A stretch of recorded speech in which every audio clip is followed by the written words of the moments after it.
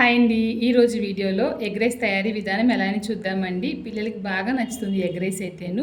ఎప్పుడూ ఒకేలా కాకుండా నేనైతే ఎప్పుడు డిఫరెంట్గా ట్రై చేస్తూనే ఉంటాను. మరి ఇంక easy and lunch box recipe చూసేద్దాం రండి. కడాయిలో ఆయిల్ వేసానండి. ఒక 4 గుడ్లు వేస్తున్నాను. వేసిన తర్వాత చిన్న చిన్న ముక్కలుగా అయ్యేలాగా బాగా కలపాలండి. కొంచెంగా ఉప్పు, మిరియాల పొడి వేస్తే ఈ గుడ్డు వచ్చేసి చప్పగా లేకుండా ఉంటుందన్నమాట. కొంచెంగా పసుపు కూడా వేసానండి. వేసి బాగా ఫ్రై చేసి తీసి పక్కన పెట్టేసి అదే కడాయిలో ఆయిల్ వేసి ఆవాలు, సోంపు గింజలు, ఉల్లిపాయ ముక్కలు, కొంచెం కరివేపాకు వేసి బాగా ఫ్రై చేశాను. ఇప్పుడు దీంట్లో టమాటో ముక్కలు, పచ్చిమిర్చి వేసి బాగా వేపిన తర్వాత కారం, ధనియాల పొడి, గరం మసాలా, కొంచెం పసుపు, మిరియాల పొడి వేసి బాగా కలిపి మూత పెట్టి మగ్గనివ్వాలి.